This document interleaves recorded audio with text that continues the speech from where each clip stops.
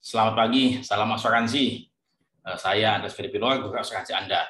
Kali ini saya ingin menyampaikan dengan topik menjadi kaya, ya. Karena saya percaya Anda dan saya pun, apapun profesi kita, ingin menjadi kaya.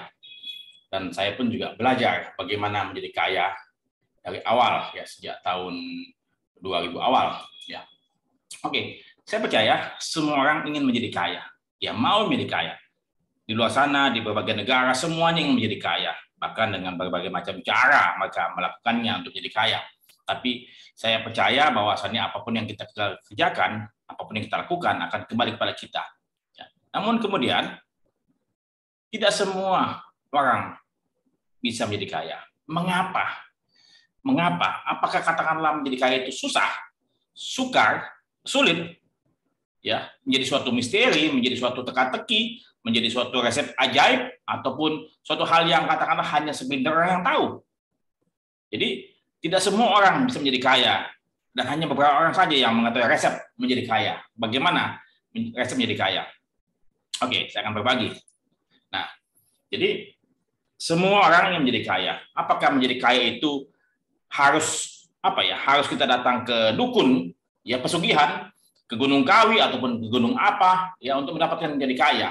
Atau hanya suatu buku yang kita tinggal baca dan kita jalani apa yang disarankan di sana? Apakah suatu misteri atau apapun rahasia? Saya percaya banyak sekali buku di luar sana yang mengajarkan kita menjadi kaya dan menjadi sejahtera, ya. Dan menjadi kaya bukanlah suatu rahasia, bukanlah suatu misteri, dan semua orang berhak menjadi kaya, dan Anda pun, saya pun bisa menjadi kaya.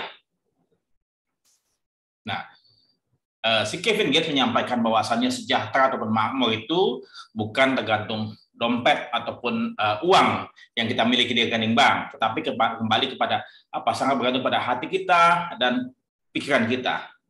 Saya mendukung sekali apa yang disampaikan oleh Kevin Gates, bahwasannya sejahtera ataupun kaya itu bergantung kepada pola pikir kita.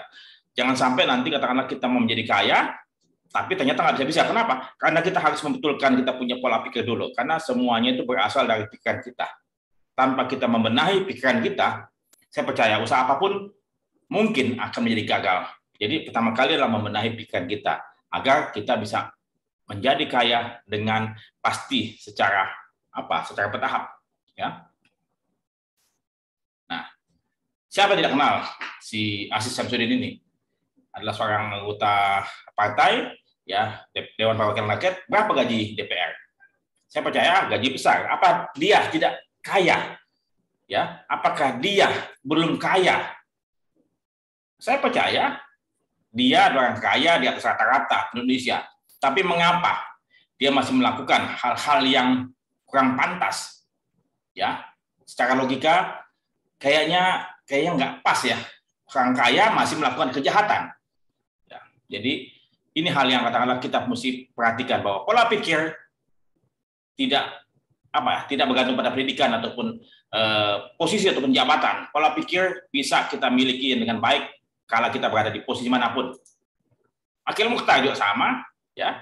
Dia orang kaya, punya posisi yang cukup tinggi, ya, dan dia ternyata juga melakukan pelanggaran.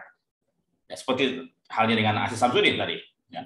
Kemudian Setia Novanto juga sama, ya, dia nggak cukup kaya? Dia orang kaya, ya, di atas rata-rata orang Indonesia, dan kayaknya saya percaya puluhan miliar, mungkin bahkan ratusan miliar, ya.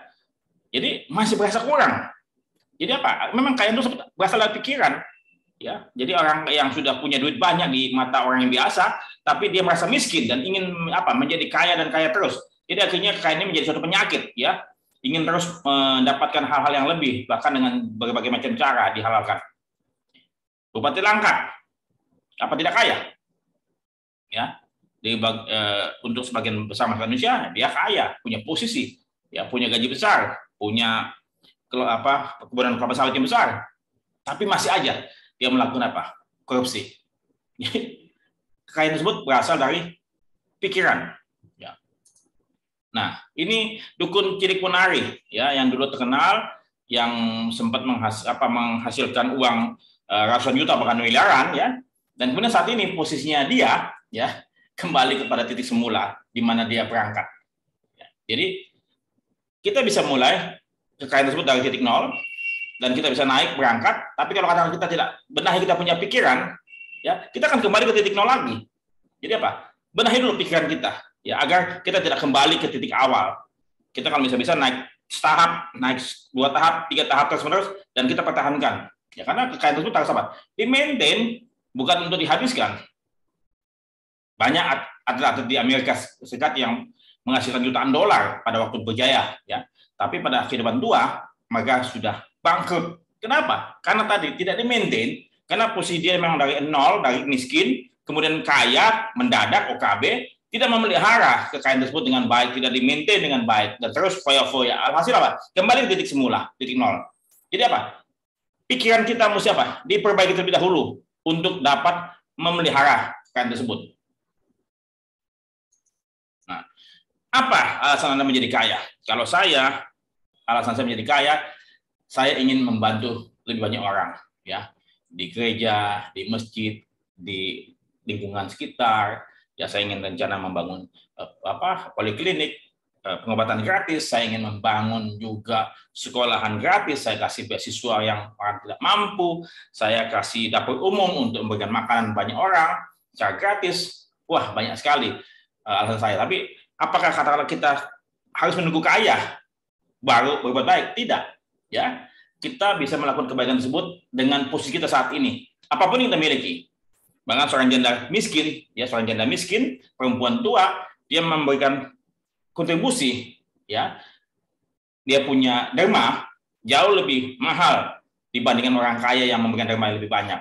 Kenapa? Karena janda miskin tersebut memberikan dari kekurangannya, sementara yang lain memberikan dari kelebihannya. Jadi alasan menjadi kaya sangat baik untuk dicari terlebih dahulu, tapi bukan untuk ke dalam, tapi untuk apa? Untuk keluar. Sehingga apa? Kita berfokus kepada apa yang kita bisa lakukan buat sesama, karena kita hidup ini sementara dan kita harus melakukan hal-hal yang baik agar kita punya bekal di masa depan, di akhirat nanti dapat tercipta. Nah, apakah kita mau pesta pora setiap hari? Apakah katakanlah kayak Milena D, membobol Citibank, korbannya Citibank? Kemudian apakah kita mau foya-foya beli mobil yang kaya-raya dan segala macam? Atau kita mau seperti Jarum Foundation, Sampurna Foundation, Jigma Foundation, Bill Gates, Suci Foundation, ataupun kayak Dr. Lee Darmawan yang membeli kapal, kemudian dia membuat rumah sakit apung dan membantu mengobati rakyat Indonesia di pelosok-pelosok. Ya, jadi kita bisa melakukan apapun kebaikan dengan kondisi apapun yang kita miliki saat ini. Jadi nggak usah menunggu kaya baru melakukan kebaikan, tidak ya. Tapi kalau kata kita menjadi kaya, kita akan menjadi lebih mampu menggapai, memberikan lebih banyak kepada semua orang. Nah, sebelum kita menjadi kaya, saya ingin mengajak Anda semua untuk melihat kembali ke dalam, ya. Apa terminologi ataupun konsep kaya Anda? Ya, saya percaya konsep Anda dan saya sangat berbeda. Mungkin buat Anda 10 miliar itu tidak kaya, ya, makan miskin. Tapi bagi sebagian besar rakyat Indonesia 10 miliar tersebut sudah apa? Sudah sangat kaya-raya.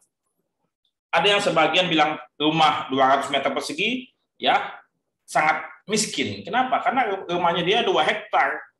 Ya, jadi kaya itu sangat personal dan relatif, ya. Ada yang tadi si Aziz Samsudin, si Novanto yang sudah kaya raya masih aja merasa miskin. Kenapa? Karena konsep pikiran dia adalah miskin. Jadi sangat relatif. Kemudian senantiasa berubah seiring dengan pergantian waktu. Tentu pasti ini sangat humanis, sangat manusiawi. Bila mana Anda saat ini pada waktu menikah, pertama kali rumah tipe mungkin 21 atau 35 cukup buat Anda berdua dan anak Anda yang lahir nanti. Tapi setelah sering perkembangan Anda punya posisi naik, jabatan, gaji makin besar, anak-anak Anda perlu kamar sendiri. Berarti Pak, Anda mungkin perlu pindah rumah yang cara yang lebih besar, ya. Nah, ini sangat manusiawi, tapi kemudian jangan dipaksakan. Katakanlah saat ini Anda punya posisi sebagai asmen, kemudian Anda masih naik motor, dan tahun depan ataupun beberapa tahun kemudian Anda dinaikkan menjadi manajer dan Anda punya gaji besar, dan Anda mau coba ubah gaya hidup Anda menjadi naik mobil, ya, motor dijual naik mobil, ya, Anda punya biaya hidup akan besar, sehingga Anda Anda punya posisi untuk saving segala macam akan tidak banyak yang Anda bisa lakukan. Jadi Anda punya posisi bertambah, gaji Anda bertambah, tolong gaya hidup Anda dipertahankan sehingga lebih savingnya Anda bisa lebihkan agar masa depan Anda lebih terjamin. Nah, konsep kaya ini pun juga seringkali dipengaruhi oleh lingkungan dan keluarga. Ya, banyak orang yang melihat bahwa kaya itu nongkrong di sebuah kafe ternama, kaya itu naik mobil Eropa keluaran terbaru, kaya itu punya gadget canggih yang harga 25 juta, kaya itu suka naik pesawat jet plane ataupun pesawat pribadi, kaya itu punya tas yang bermerek segala macam. Ini konsep yang sangat dipengaruhi, tapi itu sangat-sangat sah saja. Tapi kemudian kita bisa membatasi ataupun membuat suatu standar value kita. Kaya itu apa? Ya, jadi jangan sampai katakanlah kita punya kaya dipengaruhi oleh orang lain. Oh, lu nggak kaya, lu handphone lu butut. Jangan mau. Anda jangan mau dipengaruhi oleh orang lain karena Anda punya standar hidup Anda tentukan. Anda punya masa depan, Anda tentukan. Jadi jangan terpengaruh dengan keadaan lingkungan. Nah, semua kembali lagi berawal dari pola pikir diri. Jadi saya berharap Anda coba benahi pikiran Anda ya agar Anda bisa melangkah setahap demi setahap menuju puncak kekayaan Anda ya. Saya percaya itu bisa Anda lakukan.